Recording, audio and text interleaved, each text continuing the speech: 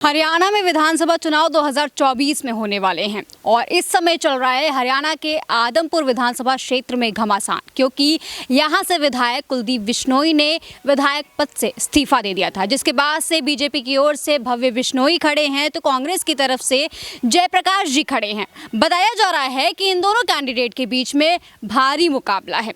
आम आदमी पार्टी भी रेस में है, लेकिन सवाल ये है कि आखिर कौन सी पार्टी जनता के बीच जा रही है, जनता की समस्याओं को सुन रही है। क्योंकि जब हम आदमपुर के गांव में जाते हैं तब हमें समस्याएं ही समस्याएं दिखती हैं। जहां बताया जाता है कि ये बिश्नोई गढ़ है, यहां पर लगातार बिश्नोई जीतते आ रहे हैं, वहीं सवाल ये भी उठते हैं कि क्या उनका ये फर्ज नहीं है कि वो स्कूलों में टीचर की नियुक्ति करा सके? क्या उनका ये फर्ज नहीं है कि हॉस्पिटल में डॉक्टरों की नियुक्ति करा सके? आखिरकार गांव में किसी चीज़ की बेसिक मैं बात कर रही हूं, जब बेसिक भी आप सुविधा नहीं मुहैया करा पा रहे हैं तो आपको किसने हक दिया है विधायक बनकर राजा बनने का? सवाल है बहुत सारे, और आज हमारे पास गांव के कुछ लोग मौजूद हैं जिनसे हम बातचीत कर समझने की कोशिश करेंगे कि आखिरकार गांव में कितना ज़्यादा विकास हो पाया है। तो गांव का नाम बताइए ज़रा आप। चूली बागड़ियान। तो आप बताइए इस पूरे गांव में कितना विकास हो पाया है पिछले 15 सालों में? पहले हमारे गांव से विधायक थे चौधरी कुलवीर बेनीवाल, कांग्रेस के टाइम में 2005 से 10 तक। उससे पहले इनेलो की सरकार थी, भट्टू हल्का था हमारा। उस टाइम हमारा गांव आदर्श गांव ग्राम विकास योजना है जो कोटा है उसमें आया था, तब ठीक था। अब पिछले 2014 के बाद हमारे गांव की जो सरकारी संपत्ति है वो धीरे धीरे नष्ट हो रही है, उसकी कोई देख रेख नहीं है। हमारे गांव में 2 बड़े हॉस्पिटल हैं, उनको अभी खात्मे पे उतरी है सरकार, वहाँ कोई कर्मचारी नहीं है। स्कूल है, उनकी मरम्मत का पैसा ही सही नहीं आ रहा है, नहीं उनमें टीचर है। गांव के जो पुराने बुजुर्गों के बनाए जोड़ तालाब थे उनको भी पूरी तरह से रद्द कर दिया गया है। कहीं पर कोई ठेकेदार को दे दिए जाते हैं, वो अपना मछली पालन करता है और किसी भी सूरत में उनको पशु योग्य नहीं छोड़ा है। अच्छा, ज़रा सवाल ये उठता है, चूँकि आपने बताया 2 हॉस्पिटल हैं गांव में, एक पशु हॉस्पिटल है और एक आदमी का है। तो मेरा सवाल ये है कि अगर बाई चांस गांव में भगवान ना करे किसी भी तरीके की अगर आपत्तिजनक सिचुएशन हो जाती है या फिर कुछ इमरजेंसी हो जाती है तो आप कहाँ जाते हैं यहाँ से? यहाँ से अगर प्राइवेट हॉस्पिटल या फिर तो हिसार जाए, जो यहाँ से 50 किलोमीटर है, अगरुआ जाना पड़ता है। कम से कम 10 किलोमीटर तो आदमपुर है। और हमारे गांव का जो हॉस्पिटल है वो 4 गांव का है जी।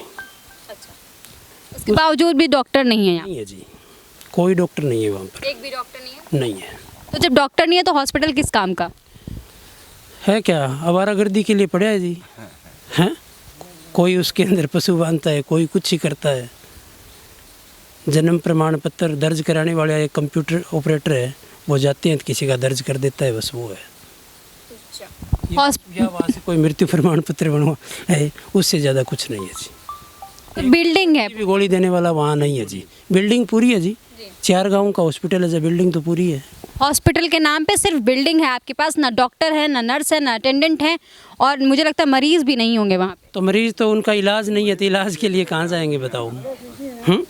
हॉस्पिटल में इलाज के लिए जाता है, कोई वो शॉपिंग मॉल तो है नहीं वहाँ जाके घूम के आ गए। तो समस्या ये है कि आखिरकार हमारे गाँव की जो रोज़मर्रा की ज़रूरत है ना, उनको धीरे धीरे कम किया जा रहा है, चाहे वो किसी स्तर पे आ जाओ।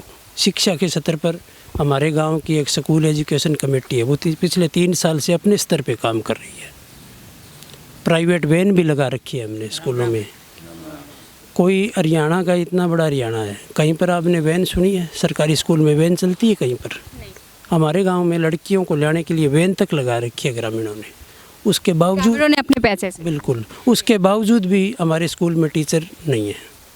जो पीछे ये आपने अपनी बात विधायक जी तक पहुंचाने की कोशिश? हमने विधायक जी को भी उसका दे के आए हैं, तहसीलदार साहब को भी नोटिफिकेशन दिया है, डीसी साहब से भी मिले हम। कोई उत्तर मिला आपको?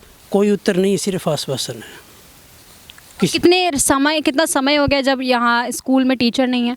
लगभग हो गए जी 2 महीने के आसपास। और ट्रांसफ़र वाली पॉलिसी आई थी ना, उसके बाद यहाँ से टीचर चले गए हैं, आया कोई नहीं है। अच्छा, बीच में मैंने एक ऐलान भी सुना था, हरियाणा सरकार का ही था, कि जब आप सरकारी स्कूलों में पढ़ेंगे तो आपको फ़ीस देनी पड़ेगी, और जब आप प्राइवेट स्कूलों में जाएंगे तो कुछ जो परसेंटेज है खर्चे का वो सरकार उठा रही है।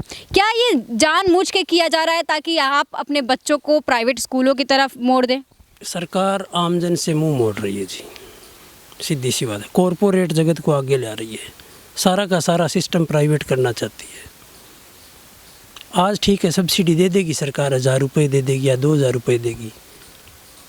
आज अगर बुज़ुर्गों को बुढ़ापा पेंशन है, उसके भी दिन आगे बढ़ाए जा रहे हैं। पहले 1 तारीख को आती थी, आज 15 को आने लगी, कभी 20 को आने लगी। धीरे धीरे दिन तो उसके ही आगे पीछे कर रहे हैं। 1000 रुपये कहाँ से दे देगी? सिलेंडर की सब्सिडी शुरू में कोई 400 का था, फिर बोले सब्सिडी आएगी, उसको 900 का कर दिया। आज आ रही है सब्सिडी? नहीं। तो फिर तो ये तो एक बार दिखावा है, दिखावा है जी। एक बार दिखावा कर रहे हैं भी हम लोग देंगे, उसके बाद देना लेना कुछ नहीं है जी। किसानों की तो इतनी बर्बर हालात है जी, जो हम लोग, एक किसान है वो 1800 रुपये 1 एकड़ का दे के बीमा करवाता है। जो जिस किसान का किसान क्रेडिट कार्ड है ना, उसका तो बैंक काटता है बीमा, वरना उसके अलावा उसके पास अधिकार है कि वो प्राइवेट भी वो बीमा कटवा सकता है बैंक के अलावा भी। तो CSC सेंटर से जितनी किसानों ने अपनी किस्त भर के बीमे कटाए थे ना, उन सभी के पैसे, अभी नुकसान ज़्यादा हो गया। हमारे गांव में 100% नुकसान है, फिर भी किसी की सूझ नहीं ली, कंपनियों ने वो पैसा वापस डाल दिया। थोड़ा सा एक पॉइंट इतनी समस्याएं हैं, चूंकि समस्या हम गिनने बैठेंगे मुझे लगता है शाम हो जाएगी। इतनी समस्याएं, उसके बावजूद दावेदारी पे दावेदारी ठोकी जा रही है। हर कैंडिडेट कह रहा है कि मैंने काम किया, मैं काम करूंगा। कुछ काम नहीं करते जी, ऐसे झांसे देते हैं, झूठी बातें करते हैं और जनता को बलगलाते हैं। तो जनता क्यों उनके बहकावे में आ जाती है? अभी भोली रहेगी, स्कूल बंद करने लग रही है, शिक्षा है को नहीं करना है, जब बहकावे में आवे। आज सरकार की जो कि नीति है नहीं, भी साफ तौर पर है भाई, सिर्फ मजदूर पैदा कर दो, बाकी कोई ना छोड़ो। क्योंकि हरियाणा ने, एक बात बताओ, तनख्वाह ना मैं बढ़ाई ना थे बढ़ाई, सरकार में बैठे लोग ही बढ़ावे है। JVT टीचर जे कभी 5000 रुपया लिया करते हो तो भी वो काम करते नहीं। आ जाएगा, JVT टीचर 5000 रुपये लेता कोई टाइम में, सन 2000 के आसपास। बाकी बढ़ोतरी कर गया, आज 70,000 करे। सरकार आपके लोभ में करे हाला। सरकार जब आके जो कांग्रेस गवर्नमेंट है या कोई भी रही है, अभी BJP की है, तो लोग तो कौन बढ़ाने लग रहा है?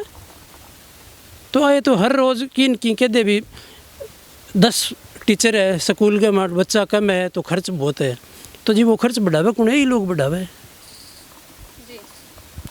भाई। वोट लेने खातर कर्मचारियों खुश करने खातर पहले तो बांगी तनख्वाह जगह की 30,000 ही बिंगी 1 लाख कर देवे, बाद में आ कहे भाई मारू चाले को नहीं, रोज़ की रोज़ मारो खजानो खाली है, तरह तरह का बना ले। तभी आप बिल्डिंग है, कम से कम वो हमारे बुजुर्ग आपको खून पसीनो एक करके एक दो दाना इकट्ठा कर गेरा स्कूल बनेड़ा है। ये स्कूल भी आपके पैसों से, ये ग्रामीणों के पैसों से बना? हाँ, उसके बाद ठीक है, सरकार ने छोटी मोटी ग्रांट दे दी, जैसे टॉयलेट ग्रांट आ गई या गेट की आ गई। पिछले साल 70,000 रुपये इस गेट के आए थे, तो ये रंग हुआ है उसका। बताओ 70,000 में ये कलर ही होता है सिर्फ। पैसे खाने वाले 10 खाने खोल दिए, लगाने वाला एक ही नहीं है। किसी के पास जाओ, कहीं पर कोई सुनवाई नहीं है। ज़्यादा से ज़्यादा एक आम आदमी है, वो किसी को अपने साथ लेके DC साहब तक जा सकता है। DC साहब कभी तो मिलते नहीं है, मिलते हैं तो एक फ़ोटो खिंचा कर भेज देते हैं, जाओ हो जाएगा। अब तक तो किसी का हुआ नहीं है। 4 गांव के ग्रामीण मिल के गए थे भाई, चारों गांव में स्कूल बंद है। हमारे यहाँ से चूड़ी बागड़ियान से, चूड़ी कलां से, मोहब्बतपुर से, खैरमपुर से, 4 गांव बहुत होते हैं। DC साहब के पास गए थे, आश्वासन दे दिया, आज उसको 20 दिन हो गए, उसका कोई फैसला नहीं है। चूँकि मैंने देखा है जब प्रत्याशी आ रहे हैं, दावे ठोक रहे हैं, तो जो कांग्रेस के हैं वो कह रहे हैं हमें मौका नहीं मिल पाया, आम आदमी पार्टी चूँकि आई नहीं है अभी तक रेस में। BJP के लोग कह रहे हैं हम आगे सुधार करेंगे। लेकिन सवाल ये है कि जो दुर्गति हुई है उसके पीछे कोई एक सरकार नहीं है, बहुत सारी सरकारें हैं और लगातार दुर्गति पे दुर्गति हो ही जा रही है। तो क्या आम आदमी जो है वो किसी को भी मौका देना चाहते हैं या सबसे त्रस्त हो चुका है? सबसे तंग है जी। सरकार में नहीं होते तब तक तो सबकी यहाँ भरते हैं, भी मैं तेरा ये करूँगा वो करूँगा, तेरे बेटे को सर्विस दे दूँगा। सरकार में आ गया उस दिन दरवाज़ा बंद है जी। एमएसपी के लिए मोदी ने खुद ने नहीं लिखा था क्या? जी बिल्कुल, आप ही के पास आ रहे हूँ। हाँ जी, हाँ जी। एमएसपी पे लीगल कानून बनना चाहिए। और अब आश्वासन तो कोई ले लो चाहे, हैं और सब दे देंगे, आएंगे तब 15 लाख देंगे, वो देंगे, क्या क्या। कांग्रेस ने वैसे देखे तो कांग्रेस की दुर्गति की हुई है ये स्कूलों की। जब नकल पर नकल, स्टाफ नहीं है, उस प्राइवेट की तरफ मूवमेंट हो गया बच्चों का, हैं तो अब एक बार इस तरफ मुड़ना मुश्किल है, क्योंकि एक बार अगर दिल में नफरत हो जाती है ना, तो वो उस दोबारा सुधरनी मुश्किल हो जाती है, इसलिए। तो शिकायतें इतनी ज़्यादा हैं आम ग्रामीणों की, क्या कोई है जो आपके लिए काम करने वाला है? शायद नहीं है। शायद नहीं है। नहीं है, शायद लगा रहे आप। हाँ शायद। अब कैसे कहें नहीं है, तो बिल्कुल 100% तो कह नहीं सकते ना। शायद कोई कर दे तो कर दे, पर उम्मीद बहुत ही कम है, क्योंकि आश्वासन सभी देते हैं। पीछे सभी की सरकारें देख लिए, कर लिए, सब यही करते हैं, आए फिर चले गए। दोबारा आकर कोई पूछता ही नहीं है भाई कोई काम किया कि नहीं किया, हुआ कि नहीं हुआ, हैं। तो ये आगे तो है नहीं, ये तो सब आगे अपने ही अपने कॉरपोरेट को है, इसको उद्योगपतियों को। अब एक उद्योगपति का कितना इसने वो क्या कहते हैं, एनपीए कहते हैं क्या, मतलब कर्जा माफ़ किया है। अगर एक कॉरपोरेट का उसका उद्योगपति का करते तो पूरा हरियाणा का कर्जा माफ़ हो जाता हैं। जिस पीछे था कोरोना में, जिसके 6 करोड़ का कारखाना है, उसको 2 करोड़ बिना गारंटी के देंगे, हैं। किसान का 20 लाख एकड़ है, हैं, उसको 1 लाख देते हैं केसीसी पर, हैं? तो किसान को और आम आदमी के लिए तो बिल्कुल ही नहीं है। शिकायतें बहुत ज़्यादा हैं और जैसा कि मैंने आपसे कहा कि अगर मैं गिनाने बैठूं तो शाम हो जाएगी, लेकिन मेरा सवाल साफ तौर पर उन लोगों से है जो दावे ठोक रहे हैं कि जब वो यहाँ से विधायक बन जाएंगे तो उन्नति पे उन्नति कराएंगे। सवाल है भव्य बिश्नोई जी से, सवाल है आम आदमी पार्टी से, सवाल है मेरा जयप्रकाश जी से कि क्या आपने इन लोगों की मजबूरियाँ समझी? क्या आप हॉस्पिटल गए? क्या आप स्कूल गए? और अगर नहीं गए तो आपको कोई हक नहीं है इन लोगों से वोट मांगने का। अगर आपको वोट मांगना है तो एक बार सामने आइए, मुझसे मेरे सवालों के जवाब दीजिए और फिर जनता से मुखातिब हुइए। नमस्कार, आपको ये वीडियो कैसी लगी कमेंट सेक्शन में ज़रूर बताइएगा।